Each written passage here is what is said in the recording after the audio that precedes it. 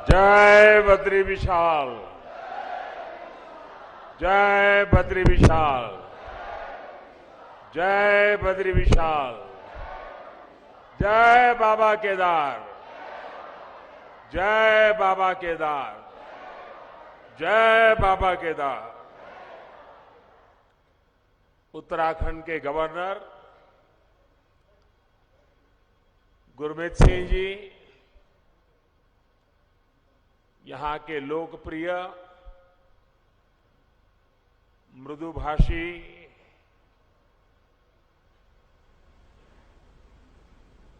हर पल जिसके चेहरे पर स्मित रहता है,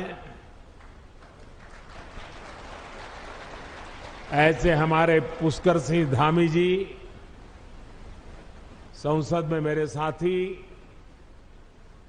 श्री तीरथ सिंह रावत जी, भाई धन सिंह रावत जी, महेंद्र भाई भट्ट जी, अन्य सभी महानुभाव और मेरे प्यारे भाई और बहनों, आज बाबा केदार और बद्री विशाल जी के दर्शन करके, उनके आशीर्वाद प्राप्त करके जीवन धन्य हो गया, मन प्रसन्न हो गया और ये पल मेरे लिए चिरंजीव हो गए।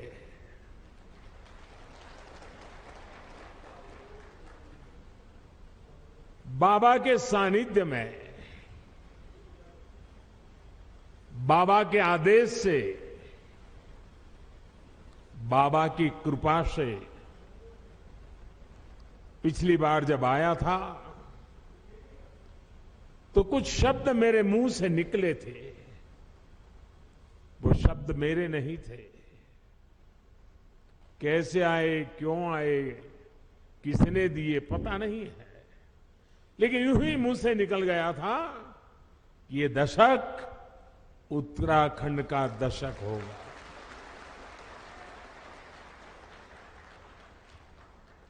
और मुझे पक्का विश्वास है इन शब्दों पर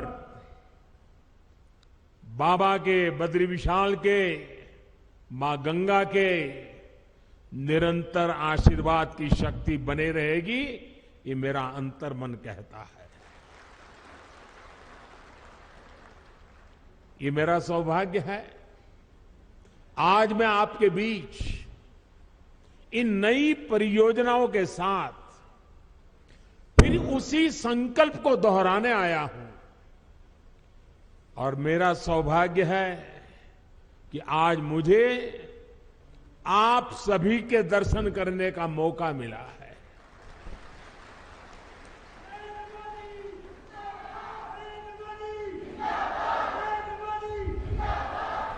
माणा गांव भारत के अंतिम गांव के रूप में जाना जाता है, लेकिन जैसे हमारे मुख्यमंत्री जी ने इच्छा प्रकट की, अब तो मेरे लिए भी सीमा पर बसा हर गांव देश का पहला गांव ही है।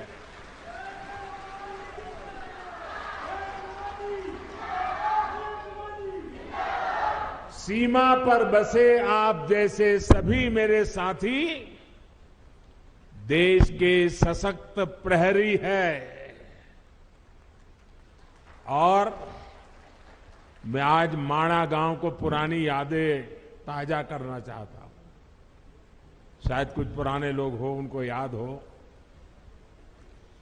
मैं कोई मुख्यमंत्री बन गया, प्रधानमंत्री बन गया, इसलिए सीमा के इस पहले प्रहरी गांव को याद कर रहा हूं, ऐसा नहीं है। आज से 25 साल पहले जब मैं उत्तराखंड में भारतीय जनता पार्टी के एक कार्यकर्ता के रूप में काम करता था, न कोई मुझे ज्यादा जानता था, न मेरा उस प्रकार का कोई पब्लिक लाइफ था, मैं संगठन के लोगों के बीच में ही अपना जीवन गुजारता था, काम करता था। और उस समय माणा में मैंने उत्तराखंड भाजपा की कार्य समिति की मीटिंग बुलाई थी।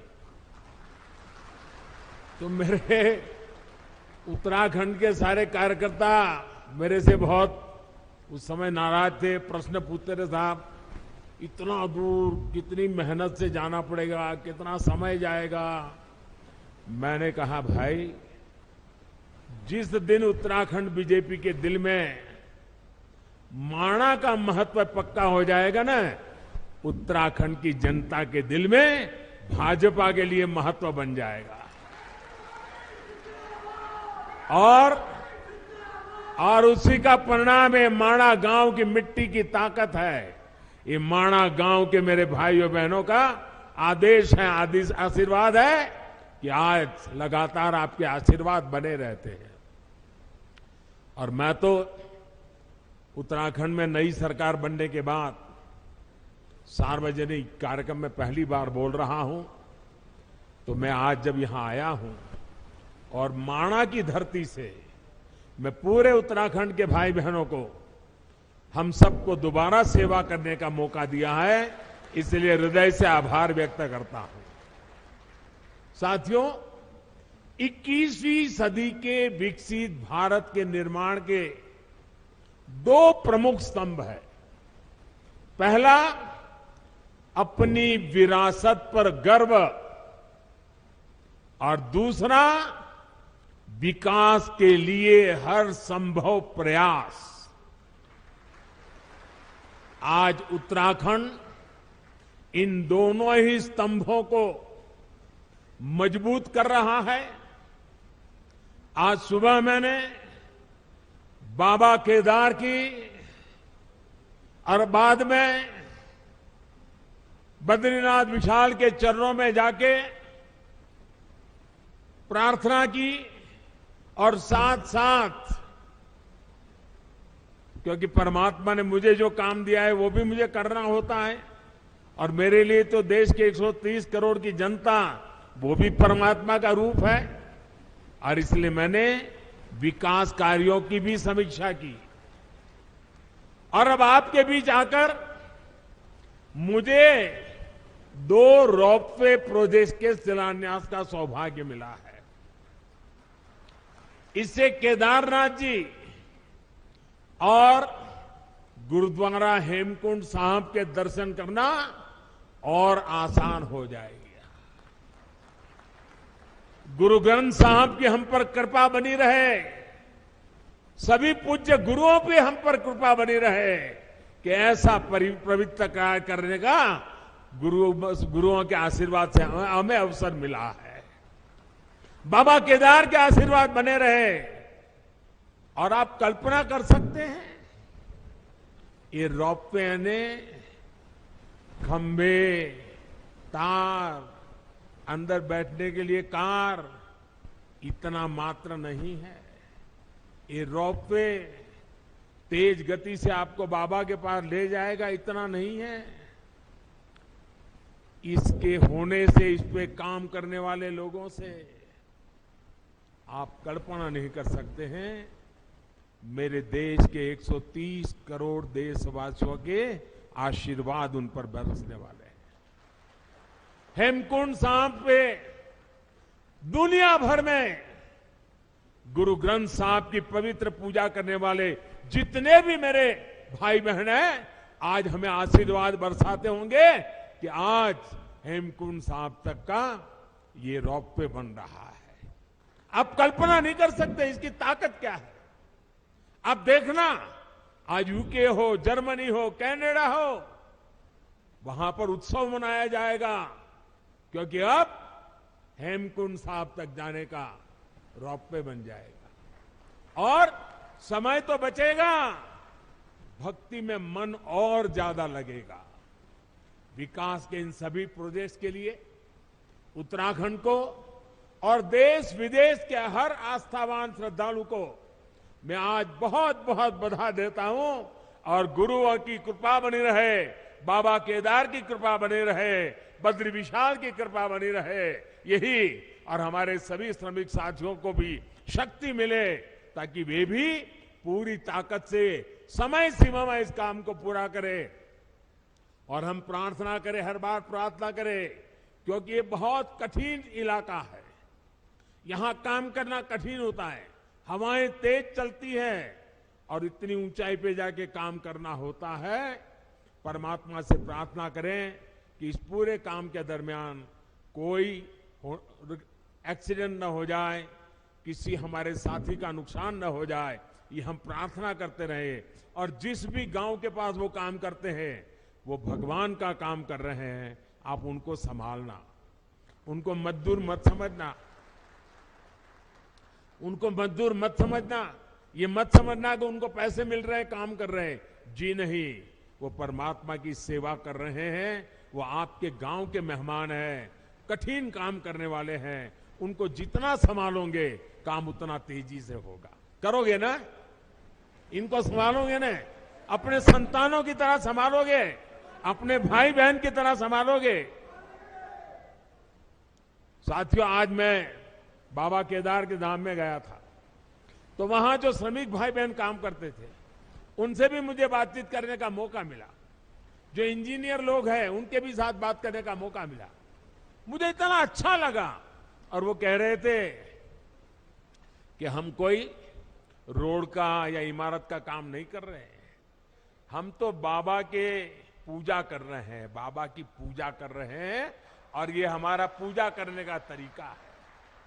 साथियों, देश की आजादी के 75 साल पूरे होने पर मैंने लाल किले से एक आह्वान किया है। ये आह्वान है गुलामी की मानसिकता से पूरी तरह मुक्ति का। आजादी के इतने वर्षों के बाद आखिरकार मुझे ये क्यों कहना पड़ा, क्या जरूरत पड़ी ये कहने की? ऐसा इसलिए क्योंकि हमारे देश को गुलामी की मानसिकता ने ऐसा जकड़ा हुआ है कि प्रगति का हर कार्य कुछ लोगों को अपराध की तरह लगता है, या तो गुलामी के तराजू से प्रगति के काम को तोला जाता है। इसलिए लंबे समय तक हमारे यहां अपने आस्था स्थलों के विकास को लेकर एक नफरत का भाव रहा।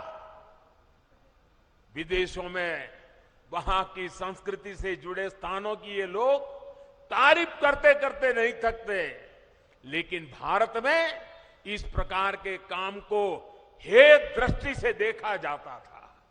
इसकी वजह एक ही थी, अपनी संस्कृति को लेकर हीन भावना, अपने आस्था स्थलों पर अविश्वास, अपनी विरासत से विद्वेष। और ये हमारे समाज में आज बड़ा हो ऐसा नहीं है।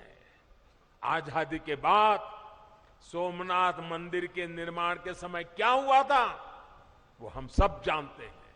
इसके बाद राम मंदिर के निर्माण के समय इतिहास से भी हम भली भांति परिचित हैं। गुलामी की ऐसी मानसिकता ने हमारे पूजनीय पवित्र आस्था स्थलों को जर्जर स्थिति में ला दिया था। सैकड़ों वर्षों से मौसम की मार सहते आ रहे पत्थर, मंदिर स्थल, पूजा स्थल के जाने के मार्ग, वहां पर पानी की व्यवस्था और उसकी तबाही, सब कुछ तबाह होकर के रख दिया गया था। आप याद करिए साथियों, दशकों तक हमारे आध्यात्मिक केंद्रों की स्थिति ऐसी रही, वहां की यात्रा जीवन की सबसे कठिन यात्रा बन जाती थी। जिसके प्रति कोटि कोटि लोगों की श्रद्धा हो, हजारों साल से श्रद्धा हो, जीवन का एक सपना हो कि उस धाम में जाकर के मत्था टेक के आएंगे, लेकिन सरकारें ऐसी रही कि अपने ही नागरिकों को वहां तक जाने की सुविधा करने का उनको जरूरी नहीं लगा। पता नहीं कौन सी गुलामी की मानसिकता ने उनको जकड़ के रखा था। यह अन्याय था कि नहीं था भाइयों? यह अन्याय था कि नहीं था? ये जवाब आपका नहीं है, ये जवाब 130 करोड़ देशवासियों का है। और आपके इन सवालों का जवाब देने के लिए ईश्वर ने मुझे एक काम दिया है।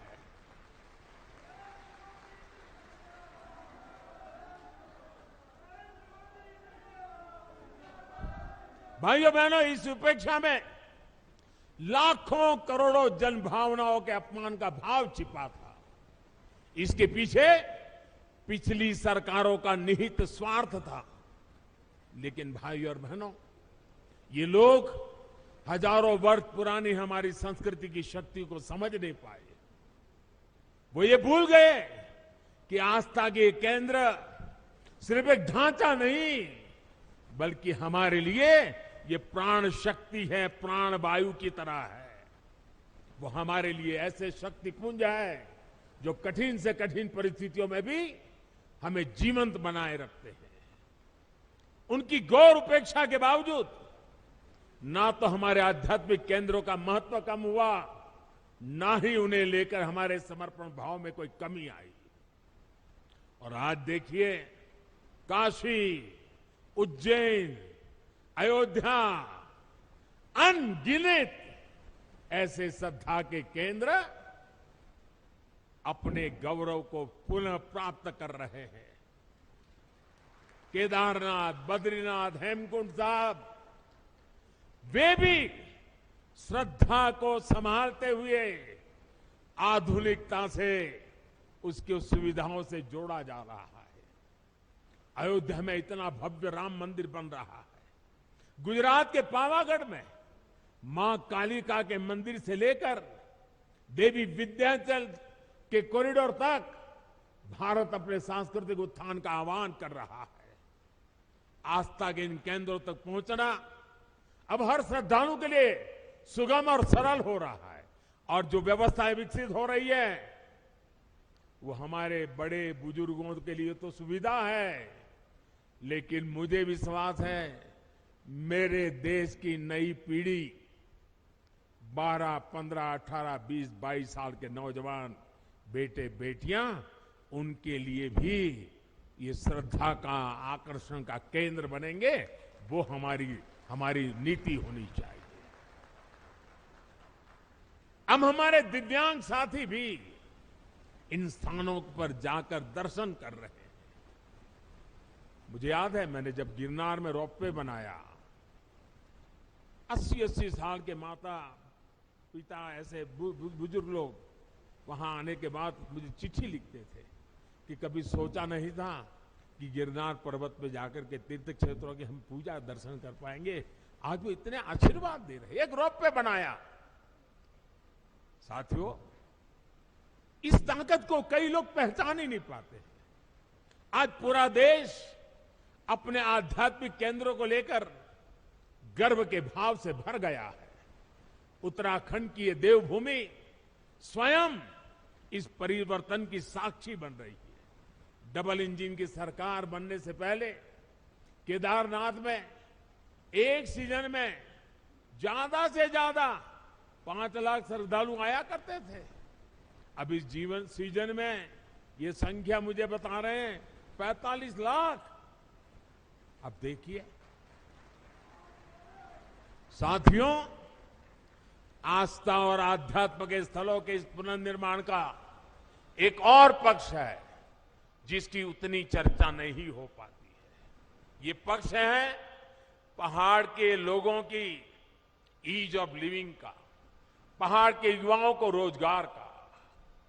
जब पहाड़ पर रेल, रोड और रोप पे पहुंचते हैं तो अपने साथ रोजगार लेकर के आते हैं। जब पहाड़ पर रेल और रोड और रोप पे पहुंचते हैं तो ये पहाड़ का जीवन भी जानदार, शानदार और अधिक आसान बना देते हैं। ये सुविधाएं पहाड़ पर टूरिज्म भी बढ़ाती हैं, ट्रांसपोर्टेशन भी आसान करती है। अब तो हमारी सरकार ड्रोन को भी पहाड़ों पर सामान के ट्रांसपोर्ट का प्रमुख साधन बनाने पर काम कर रही है। क्योंकि आजकल ड्रोन आते हैं 20 किलो, 25 किलो, 50 किलो तक सामान उठा करके तेज गति से दूसरी जगह पे उतार देते हैं। हम उसको लाना चाहते हैं, क्योंकि आपके यहां जो फल सब्जी पैदा होती है वो ताजा ताजा बड़े शहरों में पहुंचे, ताकि आपको ज्यादा कमाई हो। और मैं आज हिंदुस्तान के सीमा पर देश की रक्षा कर रहे गांववासियों के बीच आया हूं। तब अभी मैं, आप जो हमारी माताएं बहनें, सेल्फ हेल्प ग्रुप की बहनें जो उत्पादन पैदा करती है, जो मसाला, वो पहाड़ी नमक, ये सारी चीजें मैं देख रहा था। और पैकेजिंग वगैरह में बस सचमुच में मेरा मन बड़ा प्रसन्न कर गया जी। माताओं बहनों को प्रणाम करता हूं, क्या बढ़िया काम किया आपने। लेकिन मैं यहां से, हिंदुस्तान भर से जो प्रवासी आते हैं, जो यात्री आते हैं, जो एडवेंचर के लिए आते हैं, जो श्रद्धा के लिए, किसी भी तरीके से क्यों ना आते हो, एक जीवन में व्रत बनाइए कि आप यात्रा में जितना खर्चा करते हैं, ट्रैवलिंग का खर्चा करते होंगे, खाने के पीछे खर्चा करते होंगे, बड़ी होटल में रहने के लिए खर्चा करते होंगे, आप मन में एक व्रत बनाइए। मैं सभी 130 करोड़ देशवासियों को हिंदुस्तान के उस गांव से बता रहा हूं जो चीन के सीमा पर, भारत का ये सीमा पर रखवाली करने वाले गांव के बीच से बोल रहा हूं। मैं उनकी तरफ से बोल रहा हूं, आप जहां भी जाएं यात्रा करने के लिए, इस कठिन क्षेत्र में आए, या पुरी चले जाएं, या कन्याकुमारी चले जाएं, या सोमनाथ, कहीं पर भी जाए, एक संकल्प कीजिए। जैसे मैं वोकल फॉर लोकल की बात करता हूं ना, मैं आज एक और संकल्प के लिए प्रार्थना करता हूं। और देशवासियों को प्रार्थना करना है तो मेरा हक बनता है जी। मैं आदेश तो नहीं दे सकता हूं, प्रार्थना तो कर सकता हूं। मैं प्रार्थना करता हूं, आप जितना खर्चा करते हैं तय कीजिए, कम से कम 5%, जो टोटल खर्चा आपका यात्रा का होगा उसमें 5%, अगर 100 रुपया खर्चा करते हो तो 5 रुपया, उस इलाके में जो कुछ भी स्थानीय उत्पाद है, स्थानीय लोग जो बनाते हैं, आप उसको जरूर खरीदिए। आपके घर में है तो दूसरा लेके जाइए, किसी को भेंट दे दीजिए, लेकिन वहां से जरूर लेके जाइए। आपको मैं विश्वास दिलाता हूं भाइयों बहनों, इन सारे क्षेत्रों में इतनी रोजी रोटी मिल जाएगी। अभी मुझे माताएं बहनें कह रही थी कि इस बार यात्री इतने आए, मैंने कहा कितनी बिक्री हुई, तो जरा पहले तो शर्मा गए बताते बताते। मैंने कहा नहीं बताइए बताइए।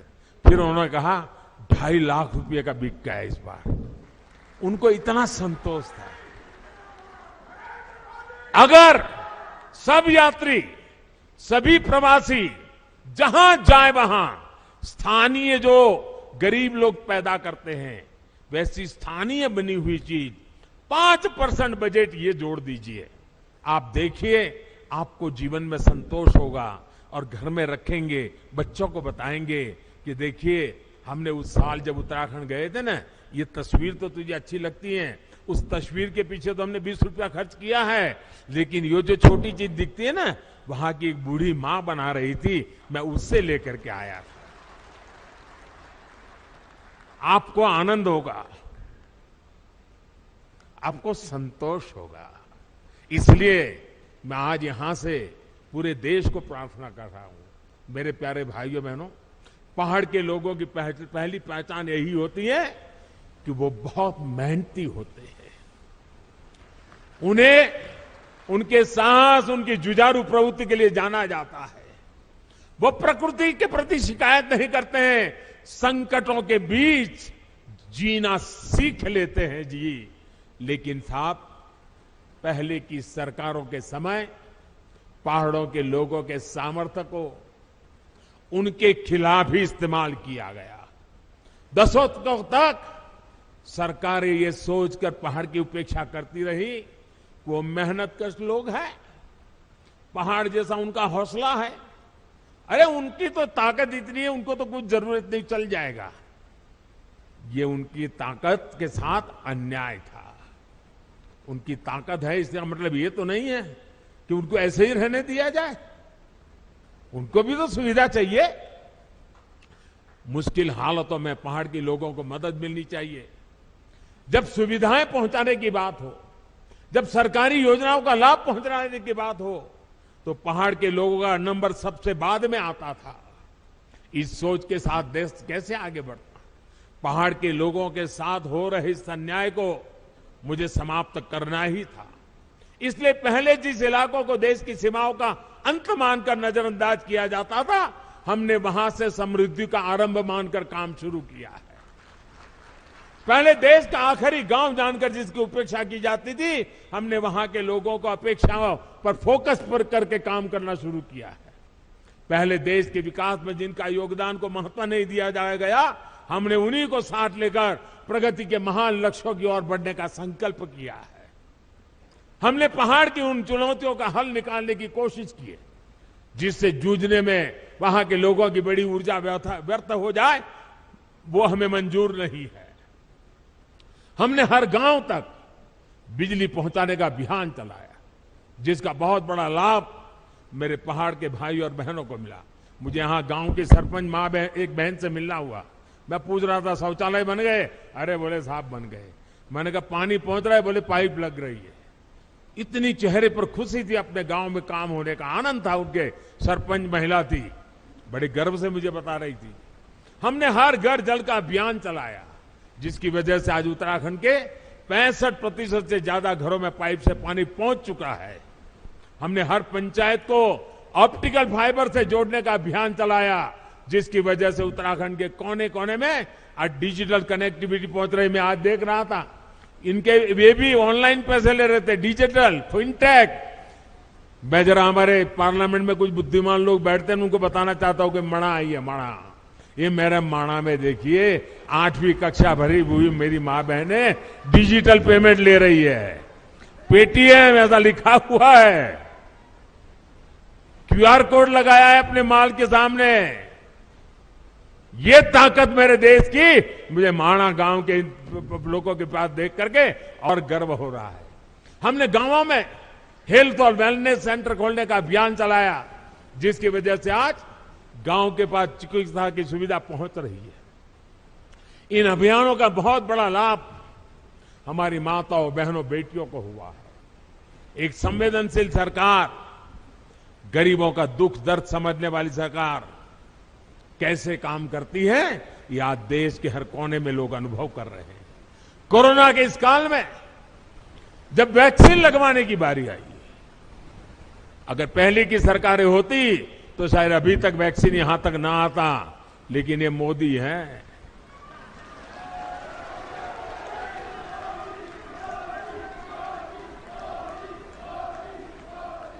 मैंने कहा कोरोना जाए उसकी ज्यादा तेजी से मुझे वैक्सीन पहाड़ों में ले जानी है, और मैं सरकार को बधाई देता हूं। मेरे उत्तराखंड और मेरे हिमाचल 2 प्रदेशों ने सबसे पहले वैक्सीनेशन का काम पूरा कर दिया भाई। इस वैश्विक महामारी में लोगों को भूख मरी का शिकार ना होना पड़े, बच्चों को कुपोषण का शिकार ना होना पड़े, इसके लिए हमने प्रधानमंत्री गरीब कल्याण अन्न योजना शुरू की। इस योजना की वजह से उत्तराखंड के भी लाखों लोगों को मुफ्त अनाज मिला, और हमने पक्का किया किसी गरीब के घर में भी कोई दिन ऐसा नहीं होना चाहिए जब घर में चूल्हा न जला हो, रोटी न पकी हो, कोई बच्चा भूखा सोया हो, वो दिन में देखना नहीं चाहता था। और हम सफलतापूर्वक कर पाए भाइयों बहनों। कुछ समय पहले ही हमारी सरकार ने उस अवधि को और 3 महीना बढ़ा दिया है, ताकि इस त्योहारों के दिनों में हमारे गरीब परिवारों को दिक्कत न हो। डबल इंजन की सरकार के प्रयासों से अब उत्तराखंड में विकास कार्यों में फिर तेजी आ रही है। जो लोग घर से पलायन करके चले गए थे, अब अपने पुराने घरों में लौटने लगे हैं। होम स्टे, गेस्ट हाउस, ढाबों, छोटी छोटी दुकानों में अब रौनक बढ़ने लगी है। इन सुविधाओं से उत्तराखंड में पर्यटन का हो रहा है विस्तार, यहां के विकास को भी गति देने वाला है। मुझे खुशी है कि डबल इंजन की सरकार यहां के युवाओं को होम स्टे की सुविधा बढ़ाने के लिए, युवाओं के स्किल डेवलपमेंट के लिए निरंतर आर्थिक मदद दे रही है। सीमावर्ती क्षेत्रों से युवाओं को एनसीसी से जोड़ने का अभियान भी यहां के युवाओं के उज्जवल भविष्य के लिए तैयार हो रहा है। पूरे देश में सीमावर्ती क्षेत्र में जो अच्छी स्कूल होगी, अब एनसीसी हम वहां चलाएंगे। अहमदाबाद, मुंबई, चेन्नई, वहां एनसीसी 75 साल चली, अब एनसीसी चलेगी इन गांवों में। मेरे गांव के बच्चों को मिलेगा लाभ।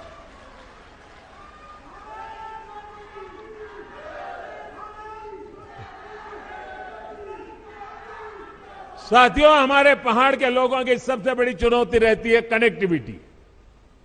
कनेक्टिविटी ना हो तो पहाड़ पर जीवन वाकई पहाड़ जैसा हो जाता है। हमारी डबल इंजन की सरकार इस चुनौती का भी समाधान कर रही है। आज उत्तराखंड को मल्टी मॉडल कनेक्टिविटी प्रदान करने के लिए हर साधन पर काम किया जा रहा है।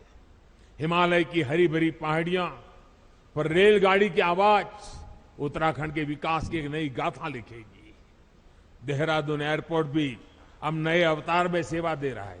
अभी मैं हिमाचल प्रदेश गया था, वहां मैंने वंदे भारत ट्रेन शुरू की और मुझे कईयों ने बताया कि हमारे यहां 2-2 पीढ़ी पहले की जो उम्र के लोग हैं, ऐसे गांवों में, हर गांव में लोग हैं जिन्होंने अभी तक रेल नहीं देखी है, और आप हमारे हिमाचल में वंदे भारत ट्रेन ले आए। वंदे भारत ट्रेन तो अभी तो एक स्टेशन पहुंची है, लेकिन पूरे हिमाचल और पहाड़ के लोगों के लिए बहुत बड़ा तोहफा है। वो दिन मैं उत्तराखंड में भी देखना चाहता हूं भाई।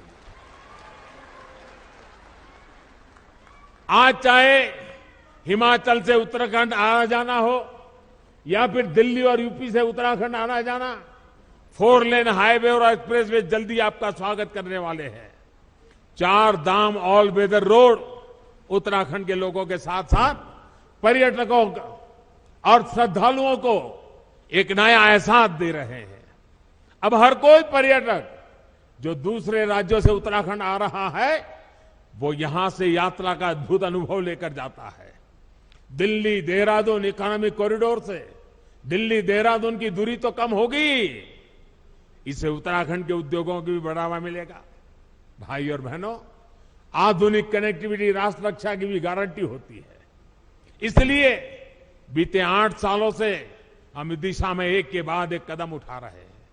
कुछ साल पहले हमने कनेक्टिविटी की 2 बड़ी योजनाएं शुरू की थी, एक भारतमाला, दूसरी सागरमाला।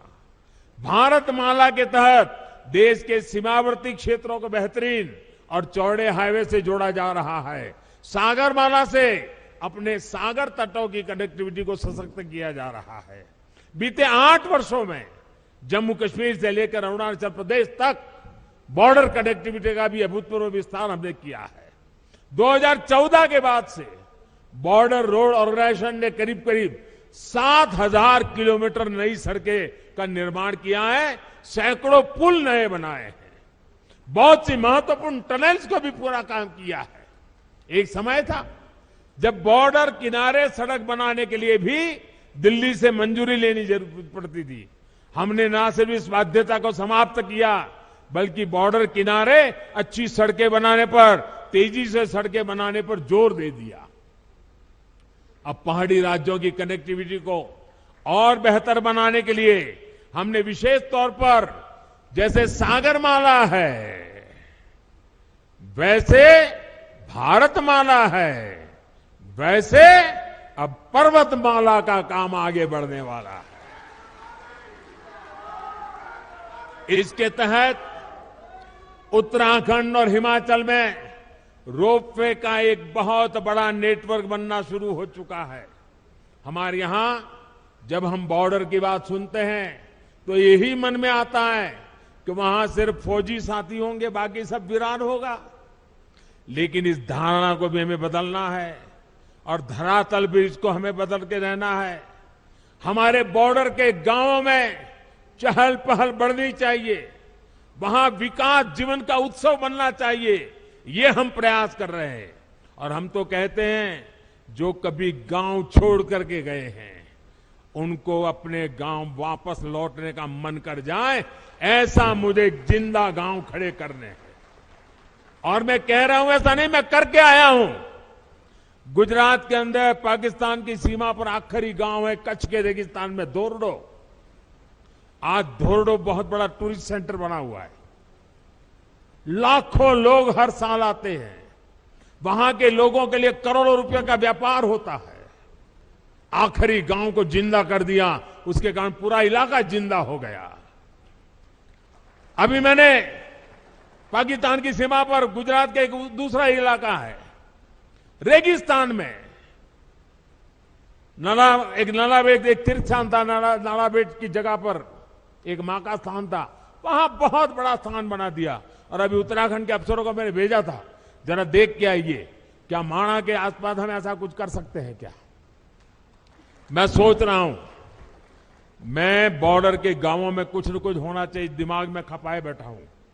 और इसलिए मैं आज आया हूं, क्योंकि मैं उसको जरा और बड़ी बारीकी से समझना चाहता हूं। और यहां माणा से माणा पास तक जो सड़क बनेगी, उससे मुझे पक्का विश्वास है टूरिस्टों को आने जाने के लिए एक बड़ा नया युग शुरू हो जाएगा। लोग अब बद्री विशाल से वापस नहीं जाएंगे, जब तक माणा पास नहीं जाते वापस नहीं जाएंगे। वो स्थिति मैं पैदा करके रखूंगा भाई। इसी प्रकार जोशीमठ से मलारी सड़क के चौड़ीकरण के सामान्य लोगों के साथ ही हमारे फौजियों के लिए भी बॉर्डर तक पहुंचना बहुत आसान होगा। भाई और बहनों, हमारे पहाड़ी राज्यों की चुनौतियां भी एक जैसी है। विकास की आकांक्षाएं भी बहुत प्रबल है। विशेष रूप से उत्तराखंड और हिमाचल तो भूगोल और परंपरा के हिसाब से भी एक दूसरे से कई मामलों में जुड़े हुए हैं। एक गढ़वाल है और उत्तरकाशी के देहरादून के उस तरफ आपके शिमला और सिरमौर आ गए। जोनसार और सिरमौर के गिरिपार में तो अंतर करना भी कोई बहुत मुश्किल होता है। मैं तो अभी हिमाचल के अनेक क्षेत्रों में जाकर आया हूं, वहां उत्तराखंड की बहुत चर्चा है। हिमाचल वाले कह रहे हैं कि जिस प्रकार उत्तराखंड ने तेज विकास के लिए, धरोहरों, आस्था के स्थानों को विकास के लिए, बॉर्डर और पहाड़ी क्षेत्रों की सुविधा बढ़ाने के लिए डबल-जी के सरकार को दोबारा ले आए हैं, वही मंत्र हिमाचल को भी प्रेरणा दे रहा है। मैं उत्तराखंड को फिर विश्वास दिलाता हूं कि आपकी आशा व आकांक्षाओं को पूरा करने के लिए हमारी मेहनत कभी कम नहीं होगी। मैं बाबा केदार और बद्री विशाल से इस जन विश्वास पर खरा उतरने का आशीर्वाद मांगने भी यहां आया हूं। एक बार फिर विकास के लिए, विकास की परियोजनाओं के लिए मैं आप सबको बहुत बहुत बधाई देता हूं। और इतनी बड़ी तादाद में आप आशीर्वाद देने आए, माताएं बहनें आई। शायद आज घर में कोई नहीं होगा, छोटा सा माणा आज पूरा यहां माहौल बदल दिया है। मैं कितना भाग्यवान हूं जब ये माताएं बहनें मुझे आशीर्वाद दी।